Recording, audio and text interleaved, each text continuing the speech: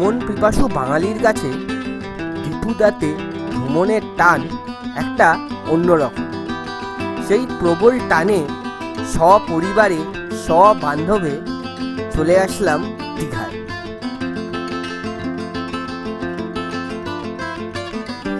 কাক ভরে ধরলাম দীঘা যাওয়ার বাস ব্যারাকপুর থেকে। যদিও আমাদের পৌঁছে যাওয়ার কথা 10টার মধ্যে, তাও বাঁধ সাজল রাস্তার যানজটের ঠেলায় আমরা এসে পৌঁছালাম প্রায় দুপুরের দিকে দীঘাতে। এসে সেরে নিলাম আমাদের মধ্যাহ্নভোজ আমাদের হোটেলে। তারপর খানিক দিবানিদ্রা দিয়ে বেরোলাম ঘুরতে। প্রসঙ্গগত বলে রাখি, কলকাতা থেকে দীঘার দূরত্ব 180 কিলোমিটার। আসতে সময় লাগে 5 ঘন্টা।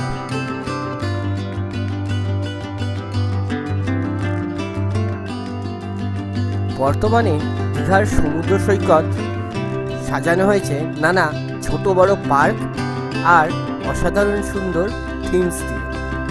তো সন্ধ্যেবেলা আমরা সেগুলো দেখতে দেখতেই চলে আসলাম ওল্ড দীঘার মার্কেটে।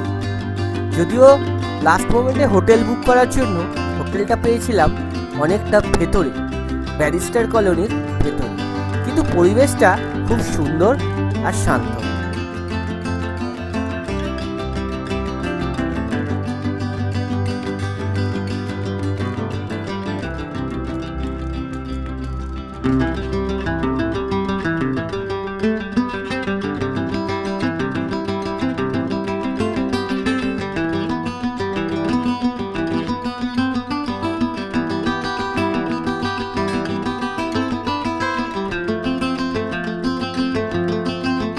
সন্ধ্যেবেলা সমুদ্রের সামনে রয়েছে বিচের মধ্যে নানা অ্যাক্টিভিটি করার।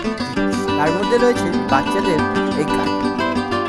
আমাদের খুদে সদস্য এখানে সেই গাড়ি দেখে তাতে উঠবে বলে করে ফেললো জেদ, আর তার জেদ রাখতে গিয়ে 100 টাকায় ঠিক করা হলো একটা বাইক।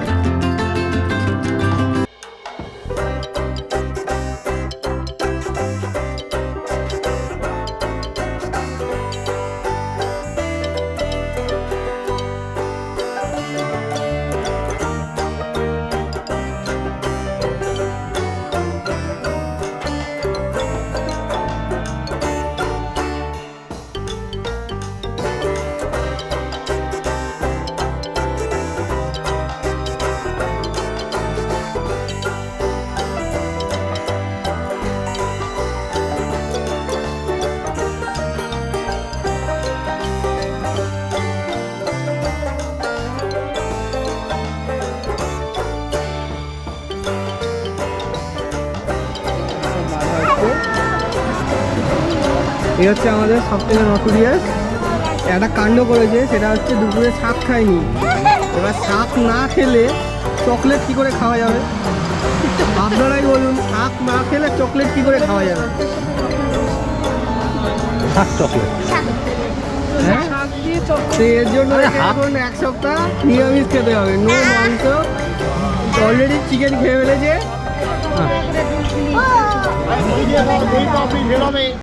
দীঘায় সমুদ্রের ধারে অনেক দোকানিরা দোকান নিয়ে বসে। চাইলে সেখান থেকে নানা ধরনের জিনিস বা ঝিনুকের জিনিস আপনারা দরদাম করে সস্তায় নিয়ে নিতেই পারেন। এছাড়াও দীঘা সড়কের পাশে রয়েছে অনেক প্রতিষ্ঠিত দোকান, যেটা দীঘা মার্কেট নামেও খ্যাত। সেখানেও নানা ধরনের দীঘার হস্তশিল্প আর দীঘার নানা রকম গিফট আইটেম পেয়ে যাবেন।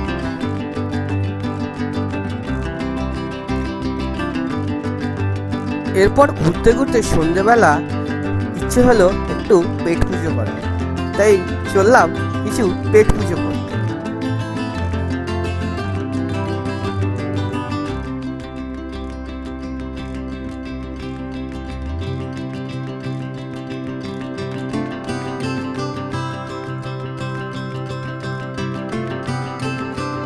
দীঘায় রাস্তার ধারে পাওয়া যায় অনেক ধরনের সি ফুড, তবে এগুলো ট্রাই না করাই ভালো।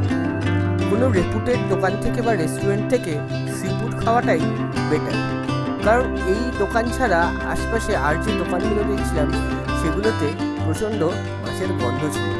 আর আমি নিজে মাছের গন্ধ একদমই সহ্য করতে পারি না। কিন্তু এই দোকানটায় তুলনামূলক মাছের গন্ধ কম ছিল আর জিনিসগুলো অনেক ফ্রেশ ছিল।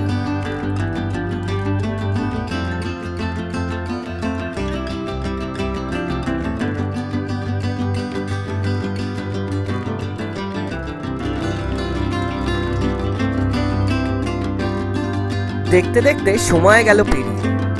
তারপর আমরা চললাম হোটেলের দিকে। হয়ে গেছে রাত অনেকটাই, তাড়াতাড়ি খেয়ে শুয়ে পড়তে হবে, কারণ কাল রয়েছে আমাদের দীঘার এক্সপ্লোর, সাথে দীঘার মেরিন ড্রাইভ রোড।